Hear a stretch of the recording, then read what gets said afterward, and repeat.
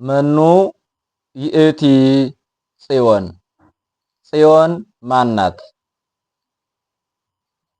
በስመ አብ ወወልድ ወመንፈስ ቅዱስ አሐዱ አምላክ ይትባረክ እግዚአብሔር አምላክ አበዊነ ቅዱሳን ዘባረከነ በኩሉ በረከት መንፈሳዊት በመንፈሳዊት በረከት የባረከን ያከበረን የአባቶቻችን አምላክ ለኦለ ባሕርይ ሕያው ባሕርይ እግዚአብሔር ስሙ ለዘላለሙ የተባረከና የተመሰገነ ይሁን።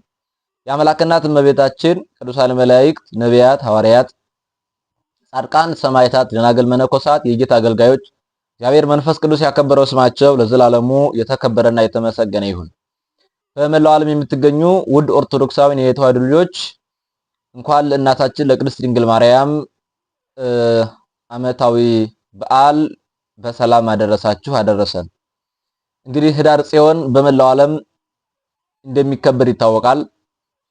ስለዚህ ጽዮን ማናት በሚል መነሻነት የእግዚአብሔርን ቃል እንማማራለን። ይሄ ቪዲዮ እናንተ ጋር እንደደረሰ ላይክ አድርጋችሁ እንድትጀምሩ እንዲሁም ናትናኤል ሚዲያን ሰብስክራይብ በማድረግ ቤተሰብ እንድትሆኑ በፍቅር ጋብዛለሁ።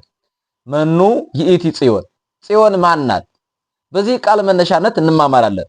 ጽዮን የሚለው ቃል የግዕዝ ቃል ሲሆን ተጸወነ፣ ተጠጋ፣ አስጠጋ ካለው የግዕዝ ቃል የተገኘ ሲሆን ጽዮን ማለት አምባ፣ መጠጊያ፣ መሸሸጊያ፣ መደበቂያ፣ መሰወሪያ ማለት ነው። ጽዮን በግሪክ ቃልም እንደዚሁ አምባ፣ መጠጊያ ተብሎ ይገኛል። አሁን ጽዮን ማለት ምን ማለት ነው ካል አምባ፣ መጠጊያ፣ መሸሸጊያ፣ መደበቂያ፣ መሰወሪያ ማለት ነው። ጽዮን የሚለው ቃል ለአምስት ነገሮች በዋናነት ያገለግላል። ጽዮን የሚለው ቃል ለአምስት ነገሮች ያገለግላል። የመጀመሪያውና አንደኛው ጽዮን የሚለው ሙሴ ከእግዚአብሔር በደብረ ሲና ተራራ የተቀበላት የሕግ ጽላት ታቦት ጽዮን በመባል ይታወቃል። ስለ ጽዮን የሚለው ለታቦተ ጽዮን መጠሪያ ሆኖ ያገለግላል። በብሉይ ኪዳን በጣም ብዙ ነገሮችን ተአምራትን የሰራች ያስተናገደች ታቦተ ጽዮን ስትጠራባት የነበረች ታቦተ ጽዮን ተብላ። ስለዚህ ጽዮን የሚለው ለሙሴ ከእግዚአብሔር ለተቀበለው ለቃል ኪዳኑ ታቦት መጠሪያ ሆኖ ያገለግላል። ማን? ጽዮን የሚለው አንደኛው ነው። ይሄ በዚህም በአንደኛ ሳሙኤል ምዕራፍ 2 ላይ በስፋት ተገልጿል እናገኘዋለን። በሁለተኛ ደረጃ ጽዮን የሚለው ቃል የአብርሃም ርስት ለሆነችው ለኢየሩሳሌም መጠሪያ ሆኖ ያገለግላል። የዳዊት ከተማ፣ የዳዊት ሀገር፣ የዳዊት ተራራ ሆና ለምታገለግለው ለኢየሩሳሌም መጠሪያ ሆኖ ያገለግላል። እንደውም በጣም ብዙ ሰዎች አሁን ጽዮን ሲባል ሕሊናቸውን ወደ ዳዊት ተራራ እየወሰዱ እመቤታችንን ወደ ጎን እያደረጉ የተጎዱበት ዋናው ምስጢር እዚህ ላይ ነው። ምናልባት በስፋት ወደ ኋላ እንመለስበታለን። ስለዚህ ጽዮን የሚለው ኢየሩሳሌም ጽዮን ትባላለች። የአብርሃም ርስት የሆነችው ኢየሩሳሌም፣ የዳዊት ሀገር፣ የዳዊት ከተማ፣ የዳዊት ተራራ ጽዮን ትባላለች። በዚህ በሁለተኛ ሳሙኤል ምዕራፍ 5 ቁጥር 7 ላይ እንዲህ ያላል፣ ነገር ግን ዳዊት አምባይቱን ጽዮንን ያዘ፣ እርሷም የዳዊት ከተማ ናት። አምባዋ ጽዮን። አንባ ማለት እንደሚታወቀው አንባ መጠጊያ፣ መሸሸጊያ፣ መደበቂያ፣ መሰወሪያ፣ ከጥላት ማመለጫ ማለቱ አያሳስትም። ስለዚህ ኢየሩሳሌምን ያዘ የሚለው ከዚህ የተነሳ አምባይቱ ኢየሩሳሌምን ያዘ በዛችም እንደከተመ ይናገራል። ይህም ብቻ አይደለም። በመጽሐፈ ኩፋሌ ምዕራፍ 1 ቁጥር 26 ላይ እንደሚል ታሪክ አለ። የእስራኤል ፈጣሪ እኔ እንደሆንኩ ለያዕቆብ ልጆች ሁሉ አባት እንደሆንኩ በደብረ ጽዮን ለዘላለም ገዥ እንደሆንኩ ሁሉ ያውቃል። ጽዮን የምትባለው ኢየሩሳሌም ከተማም የከበረች ናት። ስለዚህ ጽዮን የምትባለው የኢየሩሳሌም ከተማ ናት። በዛሬው ዕለት ወይንም በአሁኑ ጊዜ እስራኤል ተብላ የምትጠራው ኢየሩሳሌም የዳዊት ከተማ ክርስቶስ የተወለደባት፣ ያደገባት፣ ያስተመረባት፣ የሞተባት፣ የተሰቀለባት ይሁላችሁ አንቺ ኢየሩሳሌም ሆይ ብሎ ነብዩ ኤርምያስ እንደተናገረ ለተቀትልዮም ለነቢያት ለተፈነው ሀቤኪ ወደ አንቺ የተላኩ ነቢያትን የምትገሊ አንቺ ኢየሩሳሌም ሆይ ወዮልሽ ብሎ ኤርምያስ የሚገልጻት ይችን ነው ማለት ነው። ይሄ ነው። ሶስተኛው ጽዮን የሚለው ለቅድስት ቤተክርስቲያን የሚሰጥ መጠሪያ ነው። ሊቁ ቅዱስ ያሬድ በድጓው እንዲህ ሲል ይዘምራል። ነያ ሰናይት ሰላማዊት ጽዮን ቅድስት ቤተክርስቲያን አፍላገ ሕይወት በየማና ወበጸቃማ አይጹገ ዘይት ኩለንታሃ ወርቅ ወያክንት ሀገሮሙ ለሰማዕት አለ። የሰማዕት ሀገራቸው ሁለመናዋ በወርቅ የተሸለመ ይልና በቀኟ የሕይወት ወንዞችን በግራዋ ደግሞ የዘይት ልምላሜዎችን የያዘች ሰላማዊት አምባ መጠጊያ መሸሸጊያ ቅድስት ቤተ ክርስቲያን እነሆ ያማረች የተወደደች የሰመረች ናት። ያማረች የተወደደች የሰመረች በቀኟ ምንድነው አለ የሕይወት ወንዞችን የምታፈስ የሕይወት ወንዝ የሚፈልቅባት የሕይወት ምንጭ የሚመነጭባት ቅድስት ቤተ ክርስቲያን እነሆ ሕይወትን የሚያድል በረከተ ሥጋ በረከተ ነፍስን የሚያጎናጽፍ የክርስቶስ ሕያው መለኮታዊ ደም የሚፈስባት መለኮታዊ ሥጋ የሚፈተትባት አማናዊት ጽዮን ቅድስት ቤተ ክርስቲያን ናት ይላል ቅዱስ ያሬድ። አያችሁ ቤተ ክርስቲያን ሕይወት የሚገኝባት ሕያው የሆነ እግዚአብሔር ቃል የሚገኝባት የክርስቶስ ሥጋና ደም የሚገኝባት ብቻ ያመነ ሰላም የሚገኝባት የሰላም ምንጭ የደስታ መገኛ የበረከትና የደስታ ምንጭ መገኛ የተድላ የደስታ መፍሰሻ የሆነችው አማናዊት ቅድስት ቤተክርስቲያን መሆኗን ሊቁ ቅዱስ ያሬድ በዚህ ልክ ይዘምርላታል ማለት ነው። አራተኛዋ ጽዮን መንግስተ ሰማያት ናት። መንግስተ ሰማያት ጽዮን ትባላለች። ታላቁ ሊቅ ቅዱስ አባ ሕርያቆስ በቅዳሴው እንዲህ አለ። ኦ አንትሙ ሕዝበ ክርስቲያን በከመ ተጋባይክሙ በዛቲ ዕለት ከማሁ ያስተጋባይክሙ በደብረ ጽዮን ቅድስት ወበኢየሩሳሌም አጋዚታ።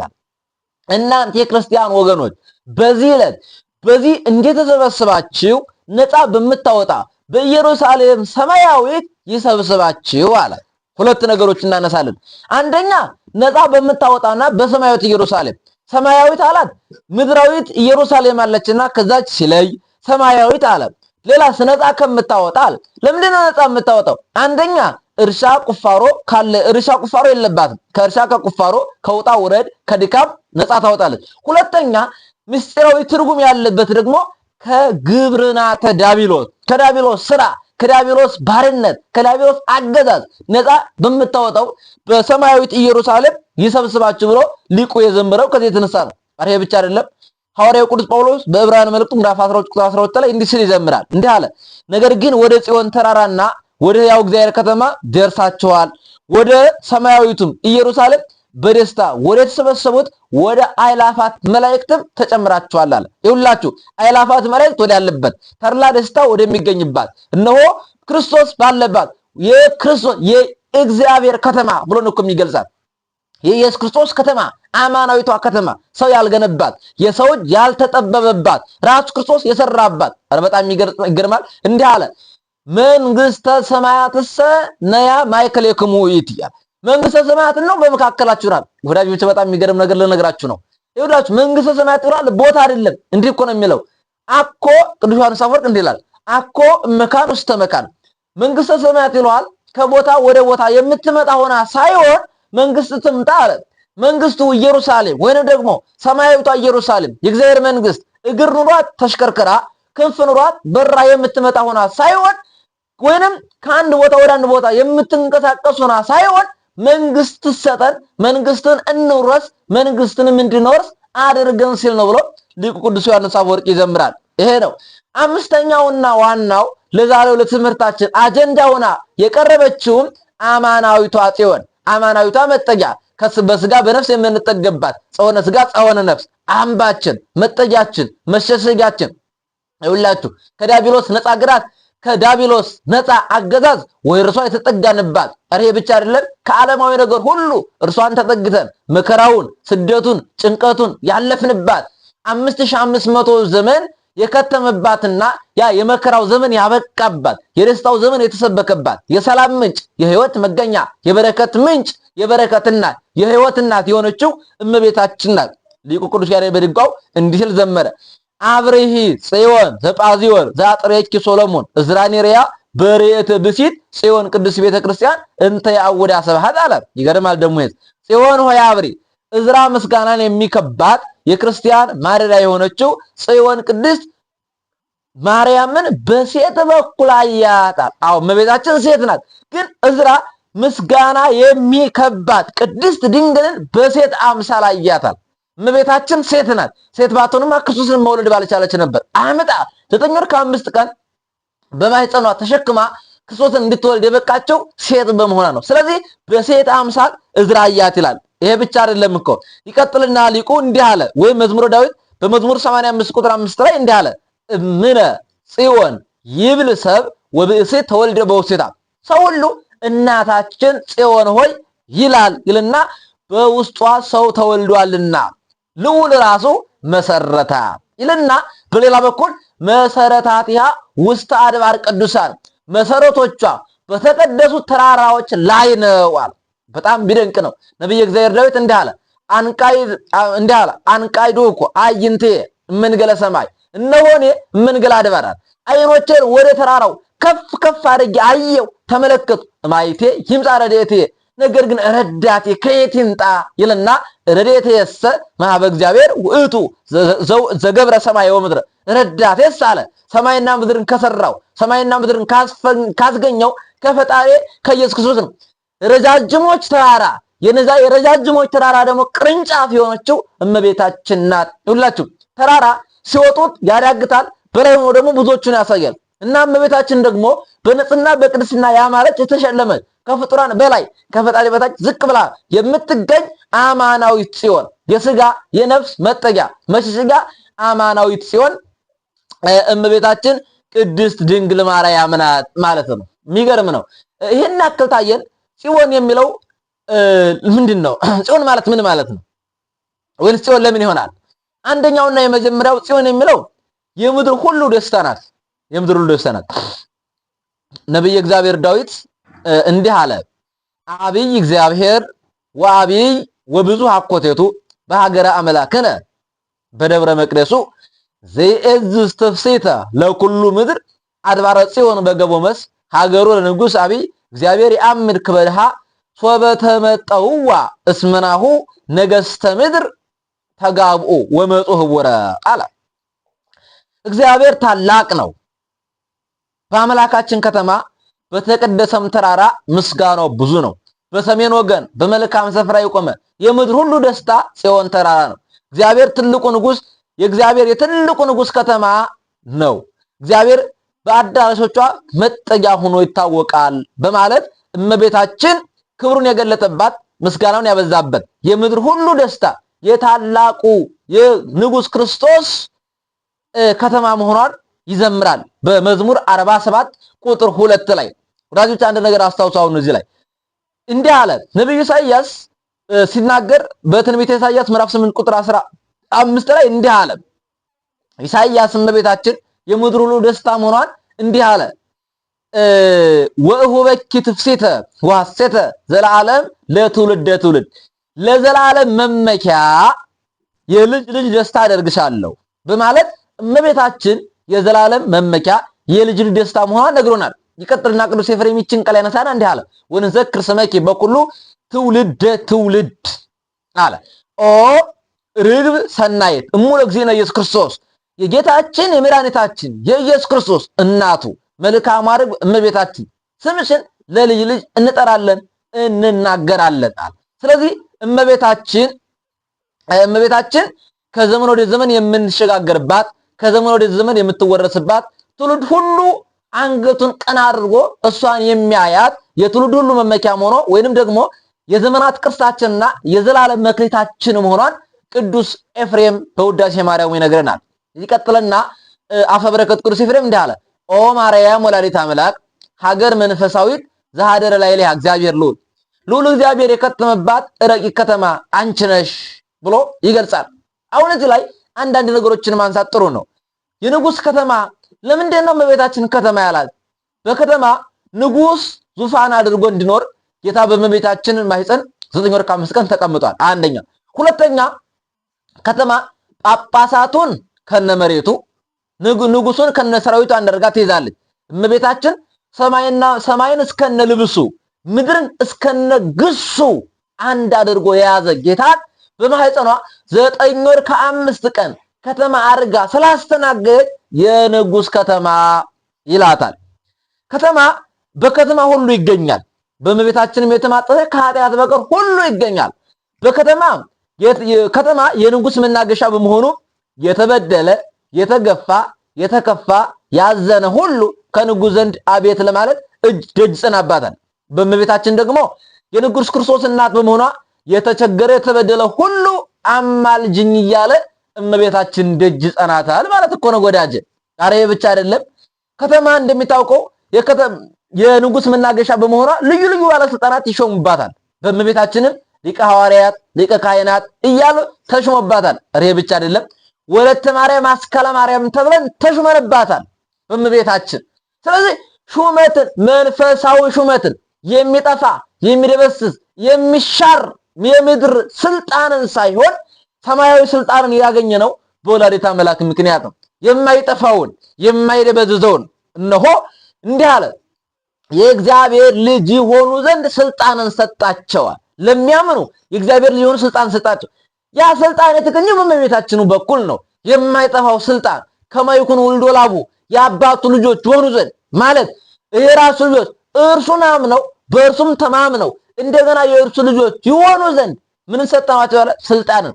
ያ ስልጣን አጋንንትን የሚነሳ አጋንንትን የሚያንቀጠቅጥ ስልጣን ነው። የስልጣን ለክርስቲያኖች ብቻ የተሰጠ ስልጣን ነው። ይሄው ምን ነው ሲባል አንደኛው ልጅነት ነው። ሁለተኛው ደግሞ በሰይጣን ላይ የሰይጣን ኃይሉን ክንዱን ጽኑን እናደክመው ዘንድ የተሰጠን እነሆ የልጅነት ማይተም የልጅነታችን አርማ የመስቀል ምልክት መሆኑን ሊቁ ይናገራል ማለት ነው። ስለዚህ በከተማ እንደምታውቁት ንጉሥ በከተማ ለተበደለ ካሳ ለበደለ ፍርድ ይሰጣል። በእመቤታችን የተበደለ አዳም ተክሶባታል። የበደለ ዳቢሎስ ተፈርዶበታል። ይህ ሁሉ የሆነው በእመቤታችን በቅድስት ድንግል ማርያም መሆኑን ነው ማለት ነው። ስለዚህ ሊቁ ምን አለ? ፈለግ ዘይውህዝ ያስተፌስሕ ሀገረ እግዚአብሔር፣ የሚፈስ ወንዝ የእግዚአብሔርን ከተማ ደስ ያሰኛል አለ ተብሎ እንደተነገረ ሁሉ ስለዚህ ደስ የሚያሰኝ የክርስቶስ ወንዙ ክርስቶስ ሲሆን ወንዙ ክርስቶስ የሚፈስብሽ ሀገረ እግዚአብሔር አንቺ ነሽ አለ። ወንዝ ከላይ ወደ ታች ይፈሳል። እንዲሁ ደግሞ መልአኩ ቅዱስ ገብርኤል ከሰማይ ወርዶ እመቤታችን ደስ ይበልሽ ትጸንሻለች ትወልጃለች ብሎ የነገራት ወንዝ ነቁኖ እስካሁን ድረስ እየፈሰሰ ይገኛል። ይሄ ነው። አሬም ብቻም ሳይሆን ሊቁ ቅዱስ ያሬድ በድጓው ሲዘምር እንዲህ አለ፣ ወእምነ ጽዮን ስነ ስብሐቲሁ እግዚአብሔር ገሃደ ይመጽእ አለ። መዝሙር 49 ላይ ተናግሮታል ዳዊት። እግዚአብሔር ከክብሩ ውበት የተነሳ ከጽዮን ግልጥ ሆኖ ይመጣል። ስለዚህ እግዚአብሔር ከጽዮን ግልጥ ሆኖ የሚመጣባት እመቤታችን የተሾመባት ክርስቶስ ወደዚህ ዓለም የሚመጣው በእመቤታችን ስጋ ነው። ያረገው በእመቤታችን ስጋ ነው። በመጨረሻ ለፍርድ የሚመጣባትና በንጉስ በግራና በቀኝ የሚያቆምባት በአማናዊ ጽዮን የክርስቶስ የድንግል ማርያምን ስጋ ለብሶና ተዋህዶ የሚመጣ መሆኑን አሁንም በዚህ ልክ ወዳጆቻችን ማስተዋልና መገንዘብ መረዳት ሁሉ እንዳለብን መጽሐፍ ይነግረናል ማለት ነው። ይቀጥልና ሊቁ ሲናገር እንዲህ አለ፣ ወአንተ ተሰየምኩ ንጉሰ በላይ ሊሆን በጽዮን በደብረ መቅደሱ አለ። እኔ ንጉሱኛ ተሾምኩ በተቀደሰው ተራራዬ በጽዮን ላይ አለ። ስለዚህ እንዲህ በማለት እግዚአብሔር አብ የባህሪ ልጁን በእመቤታችን ዙፋን ምስጢረ ስጋዌ ላይ እንዲሾመው የሚያስረዳ ቃል ነው። ይሄ ማለት ውረድ ተወረድ ሙት ተሰቀል ብሎ ወደ እመቤታችን መላኩና የፈቃድ አንድነታቸውን የሚያመለክት ሕያውና መለኮታዊ ቃል ነው።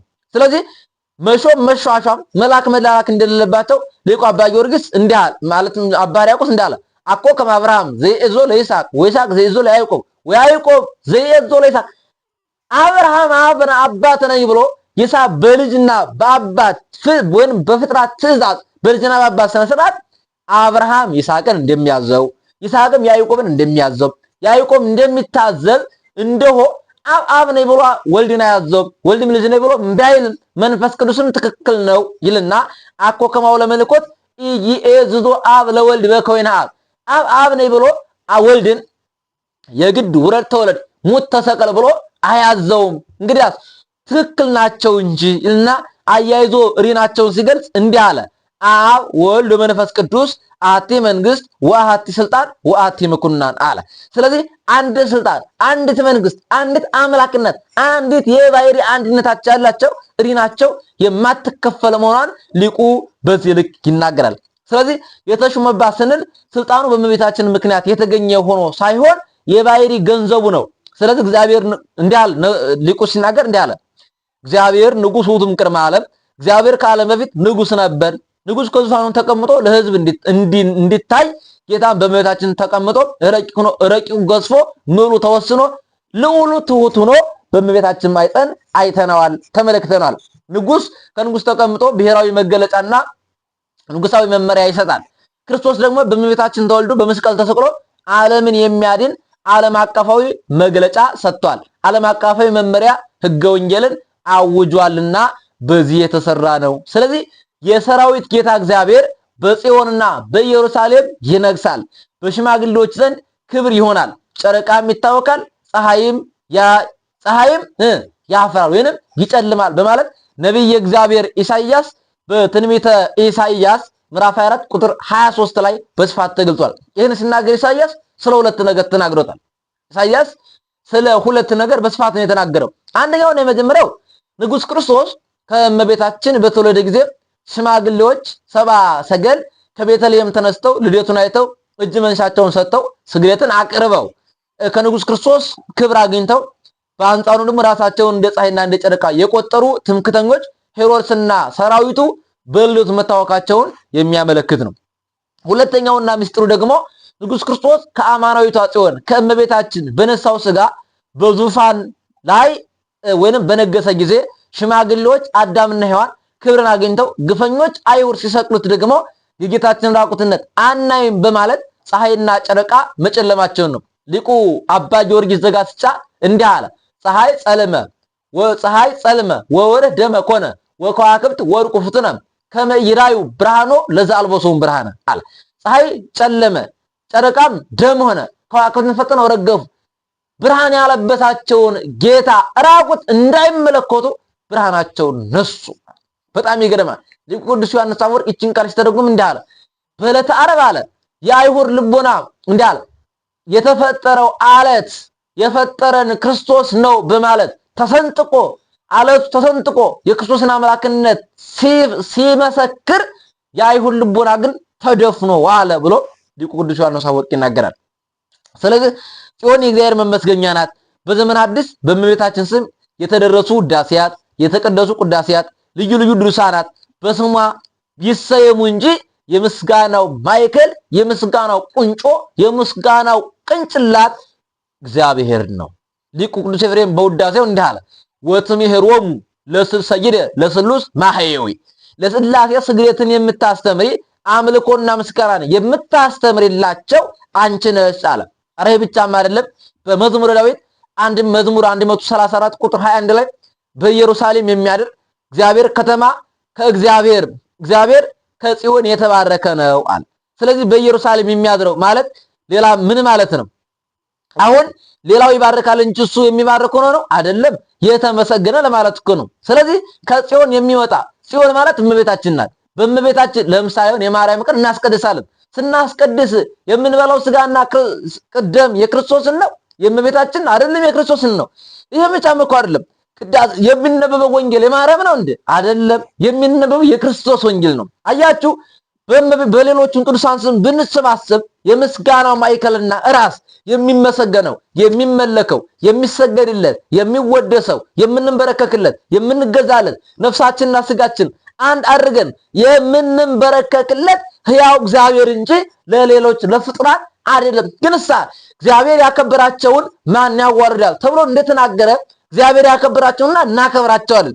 አንድ ነገር አስተውሉ ወዳጆች። ደግሞስ ደግሞ እኛ ለማርያም ስንሰግድ አምላክ ናት ብለናል አላልንም? እንግዲህ እግዚአብሔር ስላከበራት እናከብራታለን። መልአኩ መጥቶ ምንድን ያለው? በእግዚአብሔር ዘንድ ባለሟልነትን አግኝተሻልና ሰላምታ ይገባሻል። ታዲያ እግዚአብሔር የመረጠውን አንተ ልታዋርድ ትችላለህ? እግዚአብሔር ያከበራትን አንተ ልታቃልል ትችላለህ? አትችልም። የለም። ለምን? እግዚአብሔር አክብሯታል። እግዚአብሔር ከፍ አድርጓታል። ስለዚህ እግዚአብሔር ያከበረውን እናከብራለን፣ እግዚአብሔር ያዋረደውን እናዋርዳለን፣ እግዚአብሔር የናቀውን እንንቃለን። ስለዚህ በእግዚአብሔር ዘንድ ጸጋን፣ ሞገስን፣ ባለሟልነትን ስላገኘት በእኛም ዘንድ እናከብራታለን፣ እናገናታለን። ክብርን፣ ምስጋናን ለእርሷ እናቀርባለን። ደግሞ ስግደት ቢሆን ለክርስቶስ ስንሰግድ ብቸኛ ስግደት እንሰግድለታለን። ዘላለማዊ አምላክ ብለን ያለ የነበረ የሚኖር እስመ ኢየሱስ ክርስቶስ ዘትማለም ወይም ወከመ ውእቱ እስከ ለዓለም ክርስቶስ ትናንት የነበረ ዛሬም ያለ ነገም እስከ ዘላለም ዓለም አሳልፎ የሚኖር ሕያው አምላክ ብለን የባህሪ አምላክነትን እንሰግድለታለን። እመቤታችንን ይገርማችኋል። ለእመቤታችን ደግሞ የጸጋ ምስጋና እንሰግዳለን። ስለዚህ በዚህ ልክ በመሆኑ ይናገራል ማለት ነው። ትንቢተ ኢሳይያስ ምዕራፍ 28 ቁጥር 17 ላይ ጌታ እግዚአብሔር እንዲህ ይላል፣ እነሆ በጽዮን ተራራ ድንጋይ ለመሰረት አስቀምጣለሁ፣ የተፈተነውንም የነበረውንም ድንጋይ የሚያምን አያፍርም አለ። ስለዚህ የመሰረት ድንጋይ የተባለው ክርስቶስ ነው። የመሰረት ድንጋይ የተቀመጠባት ድንግል ማርያም ናት። ይህ መሰረት ለሚያምኑበት ሕይወት ነው፣ ለማያምኑበት ግን የሚያፍገመግምና እንቅፋት የሚሆን ድንጋይ ነው። ቅዱስ ጴጥሮስ በአንደኛ መልእክቱ አንደኛ ጴጥሮስ ምዕራፍ 2 ቁጥር 6 ላይ እንዲህ አለ፣ ናሁ ሰይሙ ውስተ ጽዮን እዝነ ማዕዘንት ህሪተ ክብርተ ዘአምነ ባቲ ያፍር ለክሙ ክብር ለለ አመኑ ወለለ ይክዱ እንተመነነዋ ነደቅት ይእቲ ኮነት ውስተ ርእሰ ማዕዘንት አለ። እነሆ በጽዮን ተራራ የተቀመጠችውን የተመረጠችውና የከበረችውን የማዕዘን ድንጋይ አኖራለሁ፣ በእርሷ ያመነ አያፍርም። ለእናንተ ለምታምኑ ክብር ነው፣ ለሚክዱ ሰዎች ግን አናጢዎች ወይንም ሐናጺዎች የናቁት ድንጋይ የማዕዘን ራስ ሆነ አለ። ስለዚህ ይህ መሰረት የሕይወት እንጂ የሞት መሰረት እንዳልሆነ ደግሞ ሊቁ ቅዱስ ያሬድ እንዲህ አለ፣ መሰረተ ሕይወት ማርያም ወጥንተ መድኃኒት ዘእምቀድሙ፣ የልጅሽ ደም አምሳል አስቀድሞ ከአንቺ የተገኘ የደህንነታችን ጥንት የሕይወታችን መሰረት አንቺ ነሽ ብሎ ሊቁ ቅዱስ ያሬድ ይዘምርላታል። ወዳጆች ልብ በሉ፣ ይሄ ብቻ አይደለም። እንዲህ አለ ሊቁ ቅዱስ ያሬድ ዕፀ ጳጦስ ይእቲ እንተ በሰማይ ይብልዋ ቅድስተ ቅዱሳን እስመ ይእቲ ወብርሃን መድኃኒት ቤተ ክርስቲያን አለ። ይህች ጽዮን ዕፀ ጳጦስ በሰማይ ያሉ ሰራዊት መላእክት፣ በአጸደ ነፍስ ያሉ ጻድቃን ሰማዕታት የሚያመሰግኗት መድኃኒትን የወለደች የመድኃኒት ፋብሪካ የብርሃን መገኛ ብርሃን ያስገኘች የብርሃን እናት እች ናት ብሎ እመቤታችን ይናገራል። ልብ በሉ፣ ይሄ ብቻ አይደለም። ሊቁ አባ ጊዮርጊስ ዘጋስጫ እንዲህ ሲል ይናገራል፣ እመቤቴ ማርያም ሆይ አንቺ መድኃኒት ነሽ፣ እኔ በሽተኛ ልጅሽ። አንቺ እንዳል እመቤቴ ማርያም ሆይ የመድኃኒቱ መገኛ አንቺ ነሽ፣ ልጅሽ መድኃኒት ነው፣ እኔ በሽተኛው ነኝ። ስለዚህ ከልጅሽ መድኃኒትነት በአንቺ ቃነት ቀብኝና ልፈወስ አለ። አሬ ብቻ አይደለም፣ እመቤቴ ሆይ አንቺ የውሃው ምንጭ ነው፣ ልጅሽ ውሃ ነው፣ እኔ የተጠማሁ ነኝ። ስለዚህ ከልጅሽ ውሃ ጠጭኝና ከጥሜ ልርካ ልጠጣ። ወዳጆች ልብ በሉ። ስለዚህ አማናዊት ጽዮን ቅድስት ድንግል ማርያም ለዘላለም የምንመካባት የምንጠጋባት አምባችን፣ መከታችን፣ መጠጊያችን፣ መሸሸጊያችን ለዘላለም የተሰወርንባት ከዲያብሎስ ደባ ከአጋንንት ድብደባ ያመለጥንባት አምባችን፣ መከታችን፣ መሸሸጊያችን፣ መጠጊያችን እውነተኛዋ የማትገፋዋ የማትፈርሰዋ አምባ ይውላችሁ ቅዱስ ኤፍሬም ምንድን ነው የሚለው? የማትፈርስ የሃይማኖት መቅደስ ዘይትትነሰት የማትፈርሰው የሃይማኖት መቅደስ የማትሰበረው የሃይማኖት በትር እውነተኛዋ መቅንያችን፣ መመኪያችን፣ አምባችን፣ መጠጊያችን ለዘላለሙ ተጠግተን ያመለጥንባት ወደ ንጉሥ ክርስቶስ የምንጠጋባት እውነተኛዋ መሰላል፣ እውነተኛዋ ድልድይ፣ እውነተኛዋ አምባችን፣ መጠጊያችን፣ መሸሸጊያችን ጽዮን ቅድስት ድንግል ማርያም ናት። ስለዚህ ወዳጆች ጽዮንን ውደዷት፣ ግደላችሁ። እስኪ ነቢየ እግዚአብሔር ዳዊትን ይዩት። ዳዊት ከጽዮን ተራራ ተጠጋ፣ ከስጋዊ ጥላት አመለጠ። እኛስ ከአማናዊ ጽዮን ከድንግል ማርያም እንጠጋለን፣ ከመንፈሳዊ ጥላት እናመልጥባታለን። ይውላችሁ ይሄ አንባ የማይፈርስ አንባ ነው። ይሄ መጠጋ ለዘላለሙ የሚያስጠጋ ነው። ይውላችሁ ይሄ ዳዊት የተጠጋበት ለጊዜው በኢሎፍላውያን ኃይል ሊደረመስ ይችላል። እኛ ግን የተጠጋ ነው ከሰው አይደለም፣ ከአማናዊቷ ጽዮን ከድንግል ማርያም ነው። ወደ ድንግል ማርያም ስትጠጋ ክርስቶስ አለ። ወደ ድንግል ማርያም ስትሸሽግ ክርስቶስ አለ። ይኸውልህ ክርስቶስ መጎናጸፊያውን ያለብሳል፣ የጽድቁን ካባ ይደርብልሃል። ነቢዩ ኢሳይያስ እንዲህ አለ፣ እኔ አለ የጽድቁን ካባ ደርቦልኛልና የማዳኑንም መጎናጸፊያ ደርቦልኛልና ሁልጊዜ በእግዚአብሔር ደስ ይለኛል አለ። ይኸውላችሁ እግዚአብሔር የማዳኑን ካባ ያለበሰ የጽድቁን ካባ የጽድቁን መጎናጸፊያ ያለበሰ ይኸውላችሁ ነብይ ሐዋርያው ቅዱስ ዮሐንስ እንዲህ አለ፣ ወይንም ኢሳይያስ መጎናጸፊያው ቤተ መቅደሱን ሞልቶት ነበራል። ያ የጽድቅ መጎናጸፊያ ያ የክብር መጎናጸፊያ ልጅነት እኮ ነው። የልጅነት ልብስን ያለበሰን ብርሃን ያጎናጸፈን ይውላችሁ ብርሃን ሰረቀሎሙ ለለ የነበሩ ሰጽልመት ወጽላሎት ወሞት በሞት ጥላ በክደት ጨለማ ለነበሩ ተክዘው አዝነው ለነበሩ ሰዎች የእውነት ብርሃን ወጣላቸው። ደገኛው ብርሃን፣ የማይጠፋው ብርሃን፣ የማይደበዘው ብርሃን። ይሄን ብርሃን ያየነው በአማናዊት ጽዮን በቅድስት ድንግል ማርያም ነው። የእናታችን የቅድስት ድንግል ማርያም በረከትና ረድኤት ከሁላችን ጋር ይሁን። ይቆየን።